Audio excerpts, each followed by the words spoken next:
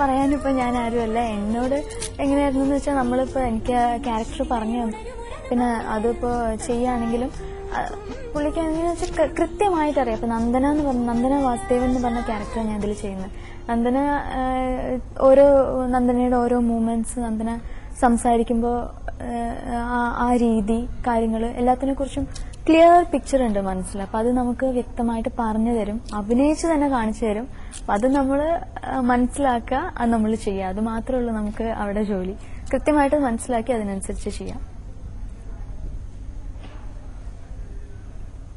അശ്വതി ഇപ്പോൾ ഒരു ചാനലിൽ കോമ്പയറിംഗ് ചെയ്തു വരികയായിരുന്നു. എങ്ങനെയായിരുന്നു ഈ ഫാസിലിന്റെ ചിത്രത്തിലേക്ക് ഒരു ഓപ്പർച്യൂണിറ്റി കിട്ടിയത്? പറഞ്ഞ പോലെ തന്നെ ചാനലിൽ കോമ്പയറിംഗ് ചെയ്തിരുന്നു. അത് കണ്ടിട്ടാണ് ഫാസിലെങ്കിൽ മൂവിയിലോട്ട് വിളിച്ചത്.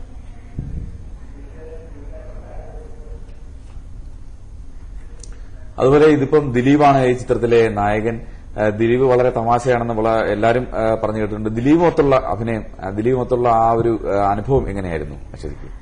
ഭയങ്കര കോപ്പറേറ്റീവ് ആയിരുന്നു. ഒരു ന്യൂ കമ്മർ എന്നുള്ള നിലയ്ക്ക് നമുക്ക് ഏറ്റവും കൂടുതൽ വേണ്ടത് പേഷ്യൻസ് ആണ്. നമ്മുടെ കോ സ്റ്റാർസ് അല്ലെങ്കിൽ പറയുമ്പോൾ ദിലീപേട്ടൻ എന്നൊക്കെ പറഞ്ഞിട്ടുണ്ടെങ്കിൽ ആദ്യം വരുമ്പോൾ എനിക്ക് ഒരു ടെൻഷൻ ഉണ്ടായിരുന്നു. അത്രയും വലിയൊരു സൂപ്പർ സ്റ്റാറിന്റെ കൂടെ വർക്ക് ചെയ്യാന്നൊക്കെ പറഞ്ഞാൽ നമുക്ക് അറിഞ്ഞുകൂടാ അവരുടെ രീതികൾ എങ്ങനെയാന്നൊക്കെ. പക്ഷെ ആ ഒരു പുതുമുഖത്തിന് കൊടുക്കാവുന്ന എല്ലാ സപ്പോർട്ടും നൽകി സമയമെടുത്ത് പതുക്കെ പേഷ്യന്റ് ആയിട്ട് അത്രയും തന്നെ കാണിക്കുമ്പോൾ തന്നെ നമുക്കൊരു കോൺഫിഡൻസ് കിട്ടും, ഇനി ചെയ്യാൻ പറ്റും. അല്ലെങ്കിൽ നമ്മൾ ചെയ്തുകൊണ്ടിരിക്കുമ്പോൾ തന്നെ റെസ്റ്റ്ലെസ് ആവുക, അല്ലെങ്കിൽ എന്തെങ്കിലും ഒരിത് കാണിക്കാന്ന് പറഞ്ഞാൽ പിന്നെ നമുക്ക് ചെയ്യാൻ കഴിയില്ല. പക്ഷെ പുള്ളി വളരെ പേഷ്യന്റ് ആയിരുന്നു. ഓൾ സെറ്റിൽ എല്ലാവരും വളരെ പേഷ്യന്റ് ആയിരുന്നു. ആ ഒരു കോപ്പറേഷനാണ് എനിക്ക് കിട്ടിയ ഏറ്റവും വലിയ സമ്മാനം എന്ന് ഞാൻ പറയും. ഇപ്പൊ അശ്വതിയുടെ ഫസ്റ്റ് ഫിലിമാണിത്. അപ്പൊ ഒരു പ്രേക്ഷക എന്ന നിലയിൽ ഈ ഫിലിമിൽ എന്താണ് ഔട്ട്സ്റ്റാൻഡിംഗ് ആയിട്ടുള്ളതെന്ന് അശ്വതി കരുതുന്നത്? എനിക്ക് തോന്നുന്നു ആസ് എ വ്യൂവർ ഇപ്പൊ ഞാൻ പോയി ഈ ഫിലിം കാണുകയാണെങ്കിൽ സ്നേഹബന്ധത്തിന് വില കൽപ്പിക്കുന്ന ഒരു മൂവിയാണ്. എനിക്കിഷ്ടമാണ് അങ്ങനത്തെ മൂവികൾ കാണാൻ. എനിക്കിഷ്ടമാണ് നമ്മുടെ റിലേഷൻഷിപ്സ്. ഇപ്പൊ നമുക്ക് എല്ലാവർക്കും ഉണ്ട് ലൈഫിൽ റിലേഷൻഷിപ്പ്. അത് നമ്മൾ പക്ഷെ വേറൊരു ഇതിൽ നമ്മൾ കാണുമ്പോൾ നമുക്ക് സന്തോഷം തോന്നും. ഒരു ചേട്ടനും അനീതിയായിട്ട് ഇത്രയും സ്നേഹത്തിലുണ്ട് എന്ന് കാണുമ്പോൾ നമുക്ക് സന്തോഷമാണ്. നമുക്കത് അറിയുമ്പോൾ ഒരു വീട്ടിൽ ഇത്രയും സന്തോഷമുണ്ട്, അല്ലെങ്കിൽ എന്താ പറയാ, ഒരു കുട്ടിയും ആ കുട്ടിയെ നോക്കുന്ന ഒരാളും തമ്മിൽ അത്രയും അടുപ്പത്തിലാണ്, അത്രയും നല്ലൊരു വാത്സല്യം അവിടെ ഉണ്ടെന്നൊക്കെ കാണുമ്പോൾ നമുക്ക് സന്തോഷമാണ്. ആ ഒരു സ്നേഹബന്ധത്തിനെ കൂടുതൽ മൂവി വില കൽപ്പിച്ചിരിക്കുന്നത്. അശ്വതി, പ്രധാനമായിട്ട് ഇപ്പൊ ഫാസിലിന്റെ ചിത്രങ്ങളിലെല്ലാം പാട്ടിന് വളരെയധികം പ്രാധാന്യമാണ്. ഇപ്പൊ നമ്മൾ മഞ്ഞിൽ വിരിഞ്ഞ പൂക്കൾ തൊട്ട് തന്നെ നമ്മൾ എടുക്കുകയാണെങ്കിൽ അതിലെല്ലാം തന്നെ സൂപ്പർ ഹിറ്റ് പാട്ടുകളുമായിരുന്നു.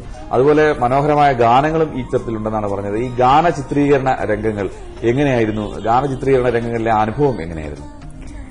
ഇതില് എന്താ പറയാ, ഡാൻസ് ഒക്കെ ഉണ്ടായിരുന്നു. ഞാൻ ഡാൻസ് ബേസിക്കലി പഠിച്ചിട്ടുണ്ടായിരുന്നില്ല, അതിന്റെ ചെറിയ ബുദ്ധിമുട്ടുണ്ടായിരുന്നു. എടുത്തു പറയേണ്ട ഒരു കാര്യമാണ്, ഇതില് എന്റെ 2 പാട്ടുകൾക്ക് കൊറിയോഗ്രാഫി ചെയ്തത് കലാ മാസ്റ്ററാണ്. മാസ്റ്റർ ഇപ്പൊ പറഞ്ഞ പോലെ തന്നെ എന്തോ ഒരു ഭാഗ്യം കൊണ്ട് എനിക്ക് ഒപ്പം ഉണ്ടായിരുന്ന എല്ലാവരും വളരെ കോപ്പറേറ്റീവ് ആയിരുന്നു. മാസ്റ്റർ പറയും ബേസിക്കലി ഞാൻ വളരെ ഷോർട്ട് ടെമ്പേർഡ് ആണ്, പക്ഷെ I am being patient to you എന്ന് മാസ്റ്റർ എന്നോട് പറഞ്ഞ് എന്താണെന്ന് അറിഞ്ഞുകൂടാ, പക്ഷെ അത്രയും ഇത് കാണിച്ചു. അതുകൊണ്ട് തന്നെ എനിക്ക് ഇപ്പൊ നമ്മൾ ഡാൻസ് ചെയ്യുകയാണെങ്കിലും സ്റ്റെപ്സ് ഒന്നും പെട്ടെന്ന് ഓർമ്മയിൽ നിൽക്കാറുണ്ടായിരുന്നില്ല. പെട്ടെന്ന് ആദ്യമൊക്കെ ചെയ്യുമ്പോൾ ഒരു കൺഫ്യൂഷനും കാര്യങ്ങളൊക്കെ ഉണ്ടായിരുന്നു. പക്ഷെ മാസ്റ്റർ മനസ്സിലാക്കി എനിക്ക് പറഞ്ഞിരുന്ന രീതിയിൽ മാസ്റ്റർ എന്നെ കൈ ഇത്രയും വരെ പോട്ടെ, അങ്ങനെ ചെയ്യുക എന്നൊക്കെ പറഞ്ഞ് കൃത്യമായിട്ട് പറഞ്ഞു തന്നു. പിന്നെ ഇതിന്റെ ഷൂട്ടിംഗ് നടന്നത് അമ്യൂസ്മെന്റ് പാർക്സിലും പിന്നെ വേറൊരു സോങ് ഷൂട്ട് ചെയ്തത് മൂന്നാറുമായിരുന്നു. നല്ല ലൊക്കേഷൻസ് ആയിരുന്നു, നല്ല രസമായിരുന്നു. പിന്നെ നിവേദ എന്ന് പറഞ്ഞൊരു മോളുണ്ടായിരുന്നു കൂടെ. അപ്പൊ സെറ്റ് നല്ല എനർജറ്റിക് ആയിരുന്നു. ഓരോ ഷോട്ടും ശരിക്കും എൻജോയ് ചെയ്ത് തന്നെയാണ് ചെയ്തതെന്ന് പറയാം. ഇപ്പൊ ഈ ഫിലിമിലാണെങ്കിൽ മലയാളത്തിൽ എന്താ ഒരു ഗ്രേറ്റ് കൊമേഡിയൻസ് എന്ന് പറയാൻ പറ്റുന്ന ജഗദീഷ്, സലീം കുമാർ, ഹരിശ്രീ അശോകൻ, ഇവരെല്ലാവരും ഉണ്ടായിരുന്നു ഈ സെറ്റിൽ. അപ്പൊ ഈ സെറ്റിലെ ഒരു പുതുമുഖം എന്ന നിലയിൽ എന്തെങ്കിലും ഒരു പ്രശ്നം സെറ്റിൽ അനുഭവപ്പെടുമോ, അങ്ങനെ എന്തെങ്കിലും ചെയ്തിട്ടുണ്ടോ? അതോ വളരെ ജോലിയായിരുന്നോ സെറ്റിൽ? വളരെ നല്ല സെറ്റായിരുന്നു. ഒരു ബുദ്ധിമുട്ടും എനിക്ക് ഫീൽ ചെയ്തിട്ടില്ല. ആ ഒരു എന്താ പറയാ, അങ്ങനെയൊന്നും അവരെന്നെ അങ്ങനെ ട്രീറ്റ് ചെയ്തിട്ടില്ല. അവരെല്ലാരും സീനിയർ ആർട്ടിസ്റ്റുകളായിരുന്നു എനിക്ക്. അപ്പൊ നമ്മൾ ചെയ്യുമ്പോൾ അതിലുള്ള പോരായ്മകള് കാര്യങ്ങള് പറഞ്ഞു തരിക, മനസ്സിലാക്കി തരിക. ഇങ്ങനെ ചെയ്താൽ അശ്വതി കുറച്ചും കൂടി ബെറ്റർ ആയിരിക്കും, നന്നായിരിക്കും, അങ്ങനെയുള്ള അതിലെ എല്ലാവർക്കും എന്താ പറയാ, അതിനെ നമുക്ക് സമയം ഉണ്ടായിരുന്നുള്ളൂ. പിന്നെ ബാക്കിയുള്ള സമയം നമ്മൾ തമാശകളും കാര്യങ്ങളും ഒക്കെ ആയിട്ട് പറഞ്ഞ പോലെ എല്ലാവരും കോമഡിയൻസും കാര്യങ്ങളൊക്കെ ആയതുകൊണ്ട് നല്ല രസമായിരുന്നു, എനർജറ്റിക് ആയിരുന്നു സെറ്റ്. എന്തായാലും നമുക്ക് ഈ ചിത്രത്തിലെ ഒരു ഗാനരംഗം കാണാം. ആ ഗാനരംഗം കണ്ടിട്ട് വീണ്ടും അശ്വതിയിലേക്ക് തിരിച്ചു വരാം. രാജാത്തി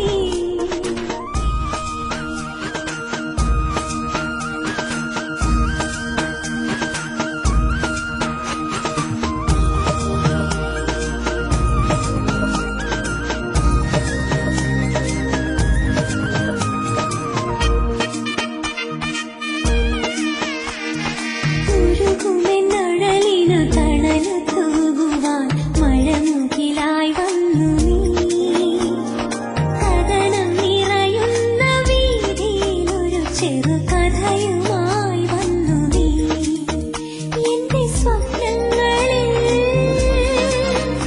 എന്റെ ദുഃഖങ്ങളിൽ ഒരു പൊൻതൂവലായി തൊട്ടു ഇപ്പൊ ഫാസിലിന്റെ ചിത്രത്തിലെ നായികയായിട്ട് വന്നിരിക്കുകയാണ്. പുതിയ ചിത്രങ്ങളുടെ എന്തെങ്കിലും ഓഫേഴ്സ് അങ്ങനെ എന്തെങ്കിലും വന്നിട്ടുണ്ടോ അശ്വതിക്ക് ഇതുവരെ?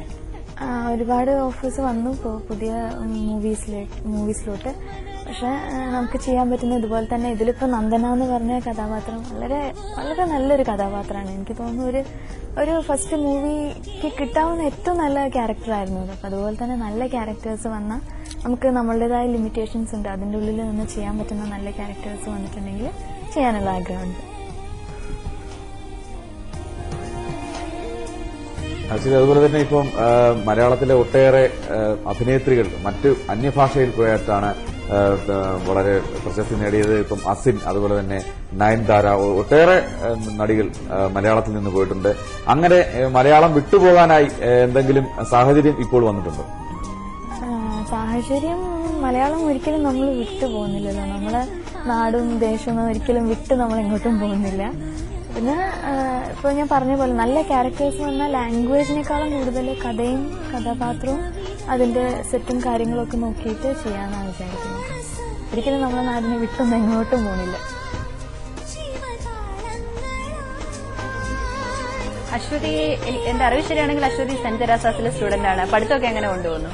പഠിത്തം ഇപ്പൊ ഡിഗ്രി കഴിഞ്ഞു, നല്ല രീതിയിൽ കംപ്ലീറ്റ് ചെയ്യാൻ കഴിഞ്ഞു. ദൈവം സഹായിച്ച് ക്ലൈമാക്സ് ഒക്കെ എക്സാമിന്റെ സമയത്തൊക്കെ ആയിരുന്നു, നല്ല ടെൻഷൻ ഉണ്ടായിരുന്നു. പക്ഷെ എന്നാലും അത് നല്ല രീതിയിൽ ചെയ്തു. അതിന്റെ വലിയൊരു നന്ദി എന്റെ ടീച്ചർമാർക്കും എന്റെ ഫ്രണ്ട്സിനുണ്ട്. ഫ്രണ്ട്സിന്റെ വീട്ടിലൊക്കെ തങ്ങിയൊക്കെയാണ് പഠിച്ചത്. ഇനിയിപ്പോ MA നോക്കണം എന്ന് വിചാരിക്കുന്നു, കറസ്പോണ്ടൻസ്. റിസൾട്ട് മെയിൽ വന്നതിന് ശേഷം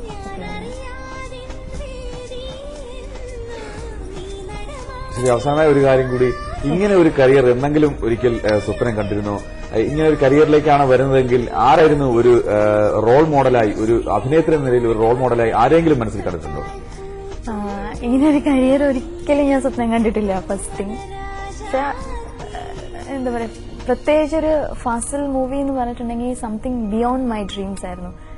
എപ്പോഴും നമ്മൾ സാധാരണ രീതിയിൽ നമ്മൾ സ്വപ്നം കാണുമ്പോൾ നമുക്ക് നമ്മളിപ്പോ പറയും നമ്മൾ അവിടെ നക്ഷത്രങ്ങളിൽ പോകണം, അങ്ങനെയുള്ള സ്വപ്നങ്ങളൊക്കെ നമ്മൾ പറയാറുണ്ടെങ്കിലും സാധാരണ രീതിയിലുള്ള നമ്മളെ സ്വപ്നങ്ങൾ നമുക്ക് കയ്യെത്തും ദൂരത്തായിരിക്കും. പക്ഷെ ഇതിലിപ്പോ ഫാസിൽ സാർ അങ്ങനെ ഒരു മൂവി ചെയ്യാൻ ഉദ്ദേശിക്കണം, അതിലെനിക്ക് ചെയ്യാൻ പറ്റുന്ന ഒരു കഥാപാത്രം ഉണ്ടാവണം, അല്ലെങ്കിൽ പിന്നെ അതിനേക്കാൾ എല്ലാത്തിനുപരി ഇങ്ങനെ ഒരാൾ ഈ ലോകത്തുണ്ട് എന്ന് അദ്ദേഹം അറിയണം, എന്നാലേ നമ്മൾ ചൂസ് ചെയ്യുള്ളൂ.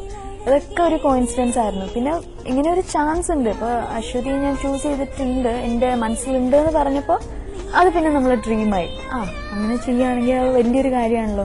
ഇതിലും എനിക്ക് ഏറ്റവും വലിയൊരു ഓപ്പണിംഗ് ആയിരിക്കുമല്ലോ. നമുക്ക് അത്രയും നല്ലൊരു എന്താ പറയാ, ഒരു മുതിർന്ന ഒരു സംവിധായകന്റെ കൂടെ വർക്ക് ചെയ്യാന്ന് പറഞ്ഞാൽ ഒരിക്കലും വലിയൊരു ഭാഗ്യമായിട്ടാണ് ഞാൻ കണ്ടത്. അപ്പൊ ഒരിക്കലും എക്സ്പെക്ടഡ് ആയിരുന്നില്ല, ടോട്ടലി അൺഎക്സ്പെക്ടഡ് ആയിരുന്നു.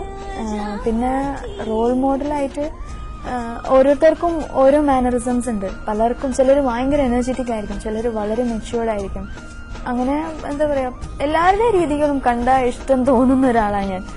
പൊതുവെ ഇപ്പൊ എന്താ പറയാ, ശോഭന മാമൊക്കെ ചില മൂവിയിൽ ചെയ്തിരിക്കുന്ന അപാരം, വേറെ വാക്കില്ല അത് പറയാൻ വേണ്ടിയിട്ട്. അങ്ങനെ ഇഷ്ടം തോന്നിയിട്ടുണ്ടെന്നല്ലാതെ റോൾ മോഡലായിട്ടൊന്നും തോന്നിയിട്ടില്ല.